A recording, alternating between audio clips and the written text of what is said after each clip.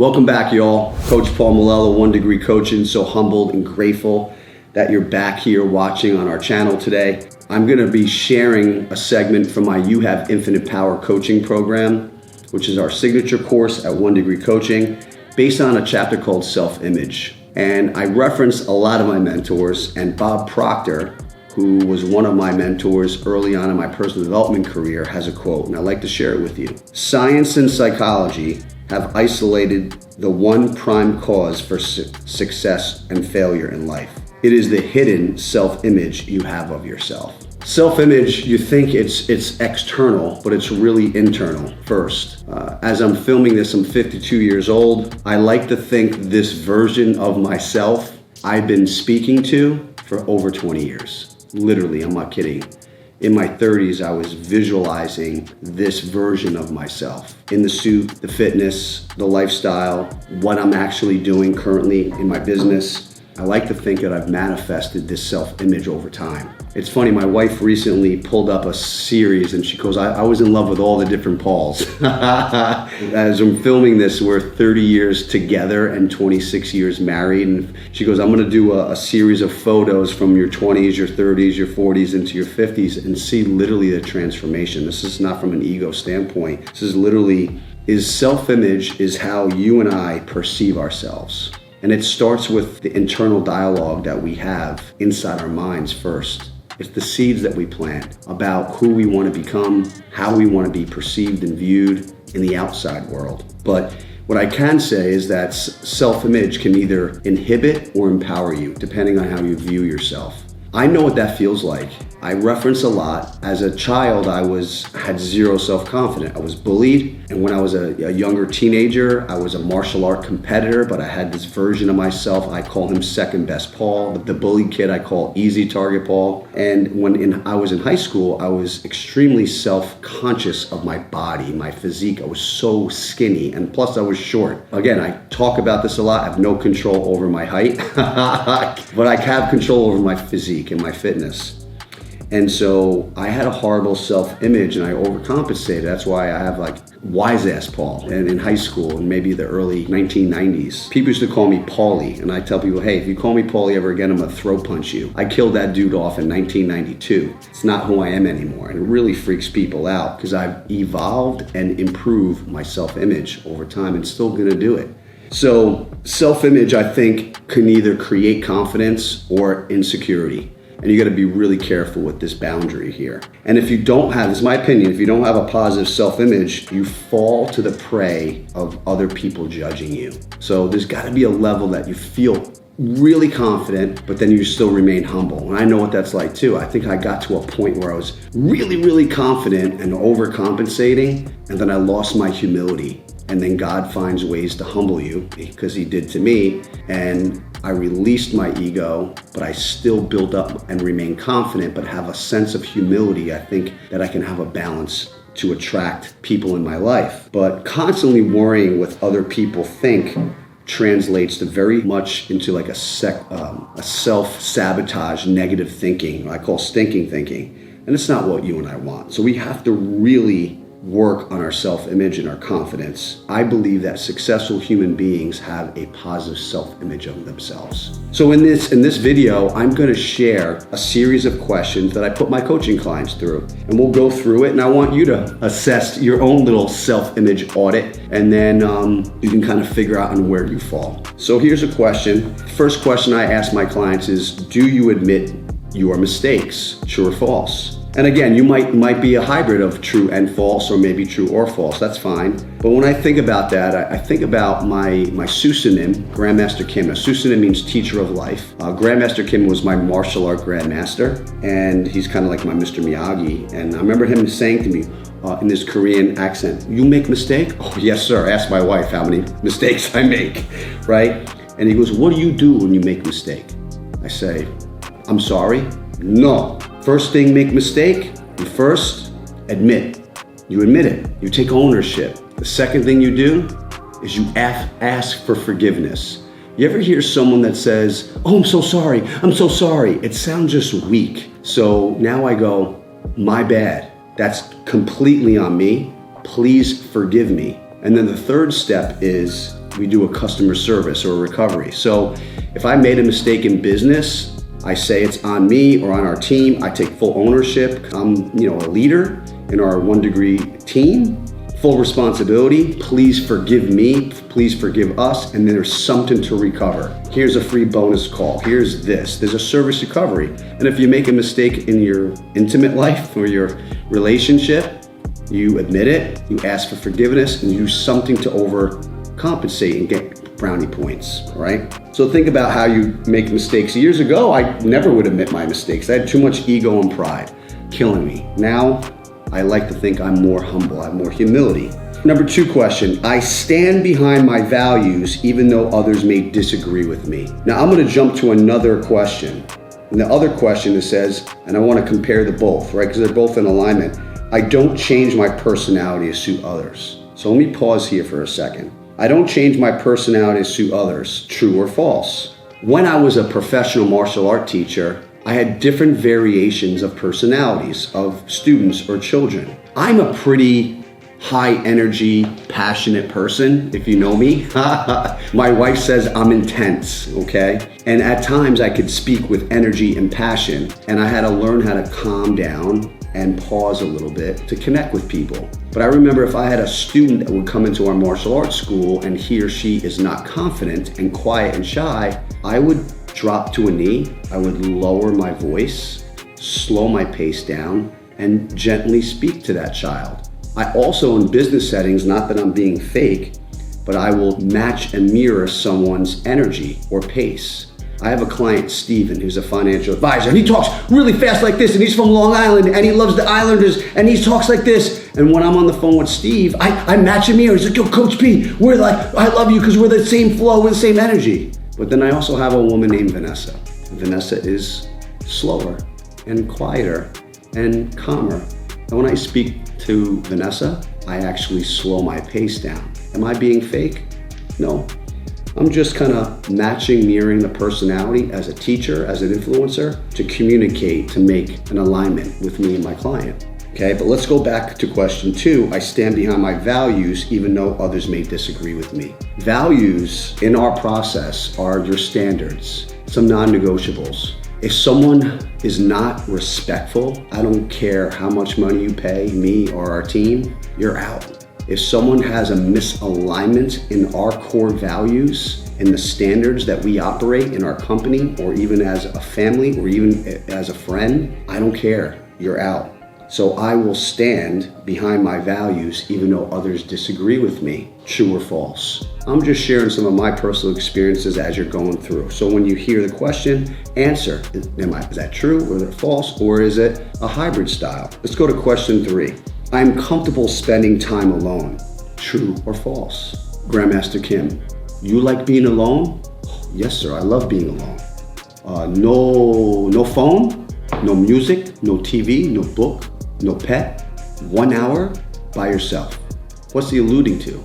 He's alluding to meditation, like literally meditating for 1 hour with your breath and your thoughts. That ain't easy. I don't care. I mean, I have entrepreneur ADD. I meditate daily, twice a day. That's really hard to do. And I go back in time, a lot of people aren't comfortable being alone. Most humans aren't being in solitude like that. Think back when you were in school, middle school, high school. The first day of school. You get your tray, you're in the cafeteria, you walk out to the cafeteria first day. What do? Come on now. You look for a friend or the friends. What's the last thing you want to see happen? You sit alone, or worse yet, you sit alone with the other person that's alone. Come on, you're programmed not to be alone. That's just it. I remember when I opened up my first business, I was like 21, I hadn't had any employees. I remember going to a place called Rick's Seafood in our town, right? And I pulled up, and I wasn't married or engaged yet, or maybe I was just dating Gina at the time, but there was this beautiful waitress and person that at the front desk, and I'm like, I'm not going in there.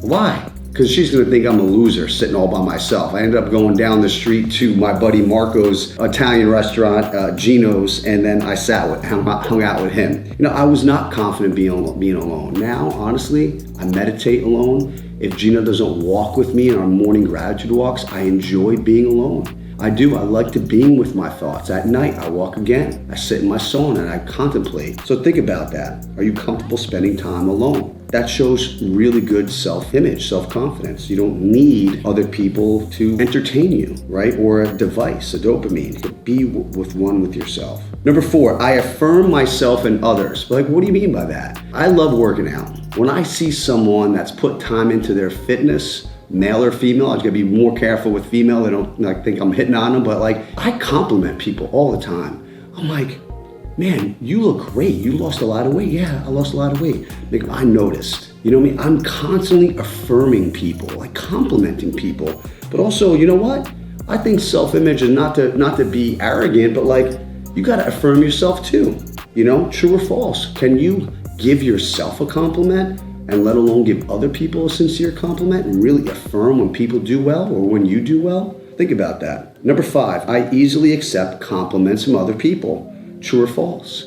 You receive a compliment. What's the first thing you do? I speak from experience. Hey, Coach Paul, that's a really nice suit. Oh, this thing? Oh, this is old, man. Like, immediately I got a compliment, I kind of like downplayed it. That's one way I used to do that. Or someone said, oh, they give me a compliment. Oh, you look really good in your shape. Man, no, I'm totally out of shape. Or right away I felt like, no, I like your shoes. I like your shirt. Bob Proctor, my mentor, someone said that to me. I'm in Florida. We're at his life success business consultant. We're doing a training, get certified. And Bob Proctor's always in, his self-image was like legit. Always in a suit, handkerchief, hair perfect. So I wanted to impress him. I'm like this young kid. I'm always in a suit.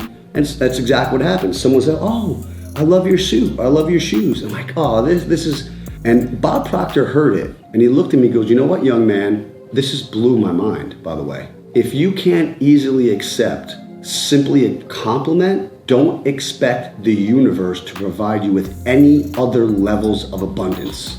I'm like, what? He's like, you're thinking scarce. You're blocking being a receiver. Like he's like an energy guy. You're blocking being a receiver. Be receptive. Someone gives you a compliment, now I go, thank you. I really appreciate you. And if I feel truly obligated or sincerely to give, not just a fake, back, I will. But now I'm practicing. Thank you. Even like I was always the guy, like you go out to dinner with me, lunch, I'm buying. Finally, I'm like, Gina's like, stop. And finally he's like, Paul, I got it. Thank you. I used to fight people. No, I got it. I'm paying. Let me tip. Let me split. Be a receiver. Watch what happens with the energy. You start to receive more. Question 6. I can reach out to those around me without fear. There have been certain times in my life, is that true or false for you? I can speak from my experiences. Like I had so much ego and pride that I was intimidated to ask other people for help. Not anymore. I ask for help. Like I have people around me that do all the things. So Jacob is a part of our team. He sets all this up. Like I ask for help. He creates all the video for our channels and our content. I ask for help. I have a coach. I have a business coach, Andy Elliott. I have a personal trainer, Coach Jermaine. I have a financial advisor. I have a financial mentor. I have my mentor, Grandmaster Kim. I have a pastor, multiple pastors. I ask for help. When our kids were young, they weren't allowed to say the word I can't. So if they had a challenge, Kiana and Pierce, Daddy, I can't. They go, what? Malalas don't say can't. If you have a challenge, ask for help. It's okay. Be humble. Be a student, right? So you got to be able to reach out to those around you without fear because people, genuinely, I think people want to help other people. I do. Number 7. I accept my faults. True or false? This is a whole part of our Il Shin life philosophy.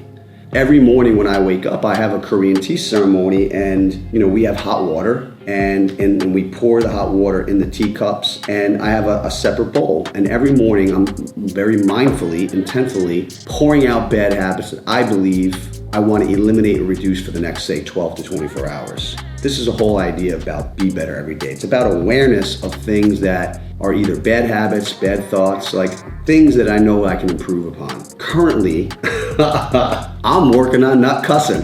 I'm a Christian that curses, but I'm working on not doing it. I know it's a bad habit. There were bad habits in the past year or two I've literally very proudly eliminated from my behavior, my standard. It's really difficult to do that. Some people aren't willing to look in the self-accountability mirror and figure out what they have to eliminate or do. Is it judgment? Is it temptation? Is it anger? What is it? Ironically, as I'm shooting this, I just got interrupted by my daughter. Now, my daughter's a performer. She's an actress, and she's like, Dad, I'm on set. Don't interrupt me. All right, I respect that. You know what the funny part is? I'm shooting this right now, and she just interrupted my ass.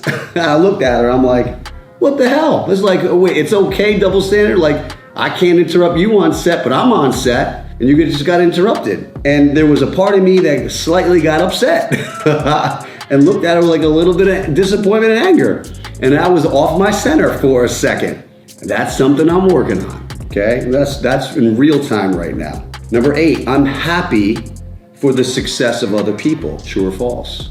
I had another mentor, T. Harv Eker. He wrote a book called Secrets of the Millionaire Mind. He was a big advocate of this. He's like, if you poo-poo on someone else, on whatever it is that they have, they got a nice house, you better bless it. They got a nice body and a good physique, you better bless it. They got a great marriage, you better bless it. They got a big business, you better bless it. Once you subconsciously or consciously poo-poo on that, talk smack, show how little envy or jealous, you are literally telling God and the universe, I don't want that in my life.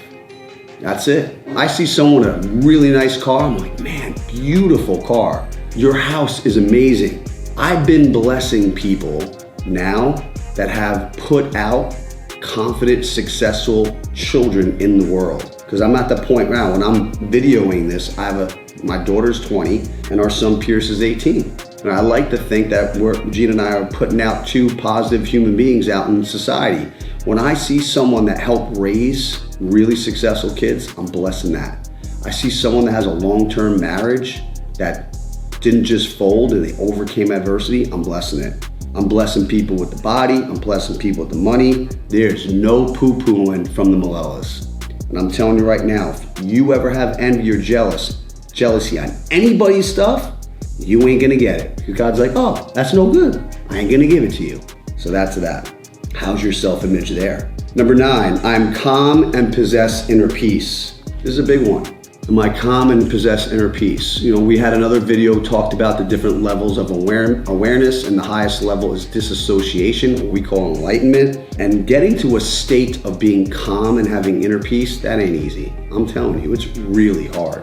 You ever have someone piss you off? You ever have someone say something you didn't like? And I'll tell you, I have video footage of small clips of things that I know I purposely do to kind of be polarizing.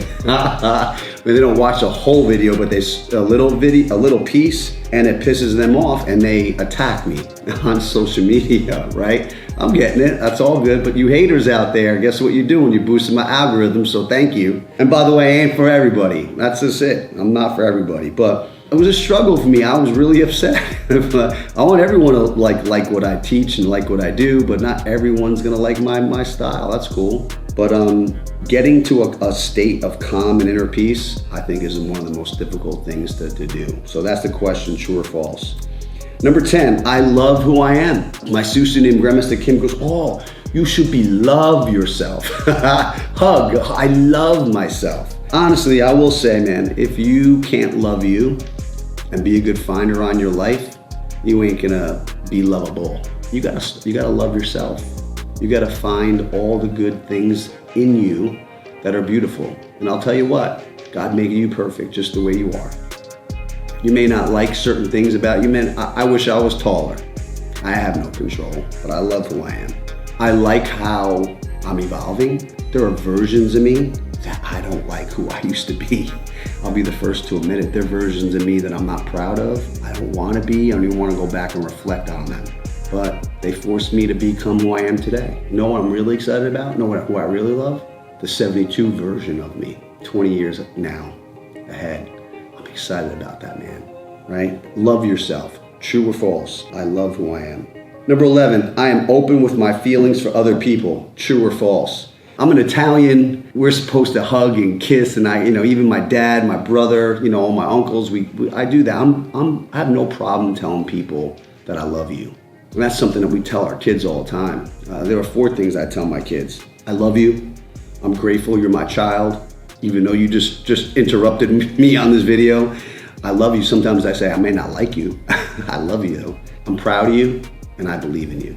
Doing that stuff is easy. You know what's hard for me? When I have a conflict and I feel maybe like some resentment building up or anger building up, and I have to have that hard conversation as a friend, as a husband, as a dad, as a leader, even as a business partner at times, having those hard conversations are difficult for me, right? And then being open with feelings for other people when it's hard, that's difficult. That's difficult for me. True or false? Number 12, I don't compare myself to others. Ooh.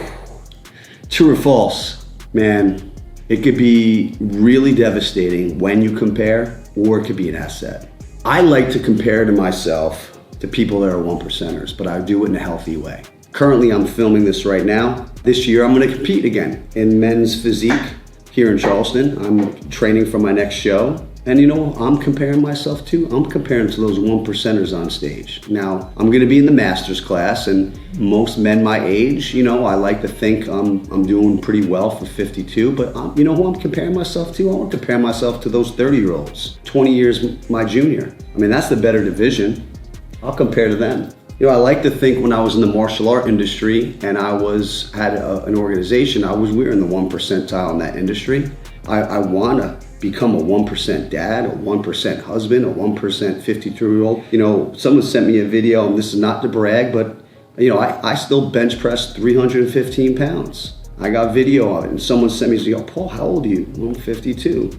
He's like, man, you are 1%. You put up the statistic that most people can't even bench 225, let alone I was 186. I dropped down to 157. I'm back to 160 something, but I am training on a cut, but I'm still putting up that weight. I can rock the 120s. I like to think I'm a 1% in fitness. Why wouldn't you be the best version of yourself? But when you compare in a bad way, it makes you feel less than. I use it in a way to be inspired.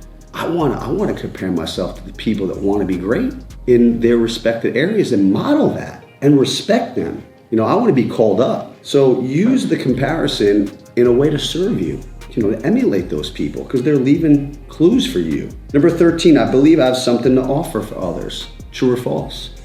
When I taught martial arts, I thought our program and our process was literally the best thing on planet Earth for kids. We changed people's lives. We literally did. Of course I have something to offer. I'm not good at a lot of stuff. I'm good at 1 or 2 things.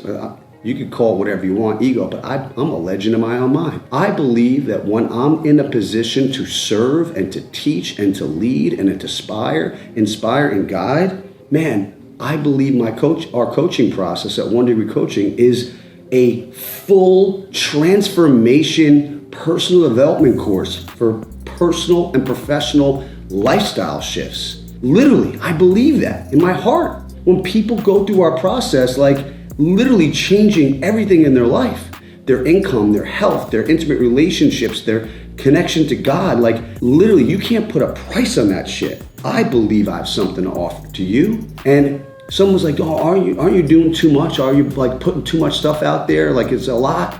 I go, no, I'm not doing enough. Why would I? God wants me to be great. God wants me to be the best version of myself. God wants me to be confident. God wants me to share my gifts to other people. Why wouldn't I? Why would I hoard it? You gotta have confidence in your process and what you offer. 14, I don't care what others think of me. Once I started leveling up my standards, especially on social media, watch all the haters come out. My coach is like, if you don't get haters, you're not playing the game big enough. You're not having a big enough life. Now I got to this point where I know I'm gonna resonate with most people, some people. I know I'm gonna piss a lot of people off and they're not gonna like me. I'm okay with that. You wanna know why I'm okay with that? I have a relationship with God. I have improved my marriage. I do a really good job as a dad. I'm locked into my fitness. I care about my clients. This is not ego. I'm a good human being. I love who I am right now. I said it before. There are versions of me I'm not proud of, I don't like. But at this point in time, if you are not aligned to my core values, or what Gina and I, or what we align with, our values, our standards, and a mission to become better human beings, I don't care what you think of me. I really don't. Stay in your lane, I'll stay in mine. The question I have for you is, are you happy? If you are, then you made it, you're successful. You know what I care about? What God thinks of me. He's my accountability partner. He's my coach all the time because he's watching me 24/7, right? That's who I care. Who else? What my kids think of me and what my wife thinks of me. And the clients that love me. And the friends, the small ones group, who truly want to see me excel and that support what I want to do. And I'm the same way to them. You're not aligned with that? I don't care. You got to ask yourself, do you care what other people think? Number 15, I accept all people without judgment. I 100% struggle here, and I'm working on it. Every morning I pour out judgment. Gina and I went on a cruise ship once, and I'm not big fact finders. I wasn't sure exactly, but it left out of Charleston, and I'm like, oh, this is convenient, let's do that. Now, I'm being judgmental, but not. We're on this ship. It was Gina and I, and there's one guy, Paul. He's from like North Carolina. I remember he was a Dallas fan, big, husky, strong black guy. And me and him just hit it off. I think we're still connected on social media. He likes all my stuff. So if you're watching, Paul, I love you, man. I just, even though you're a Dallas Cowboy fan, but we're in the gym every day together. Everyone else, I'm not kidding you. They're outside. We're online, me and this guy, Paul, we're having egg whites, we're lifting from the gym and, connecting, and us people double-fisted with ice cream, and I would have sworn they were taking Mountain Dew and pouring it into their cereal, sugar cereal. And like right away, man, I'm judging. I'm like, how dare you disrespect God, your body, that you're just killing, you're overweight and just eating like shit. They're smoking cigarettes, and I'm like, I went away, I judge first. I'm working on it, y'all.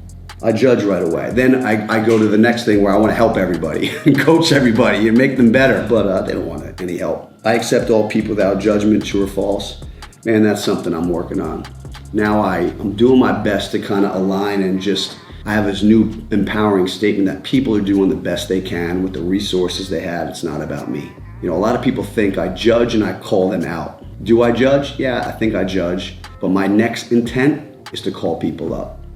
I truly want to help people change their lives. Why? I'm a walking billboard of change in my life. I really am. And I really worked on the self-image thing, like I said in the earlier the video. This version of that you see now is a person that I've been manifesting for over 20 years. And I'm really proud of him. I worked real hard to get here. And I'm committed to having a better self-image. When you meet me, or if you meet me a year from today, 2 years from today, I'm gonna be different. I'm gonna be better, I promise. Because that's my commitment. Il shin, be better every day. And remember, you can make small shifts, just like I did. Small shifts compounded over time, change your life. Why do I say? You're worth it, your family's worth it, your clients are worth it, and your legacy's worth it.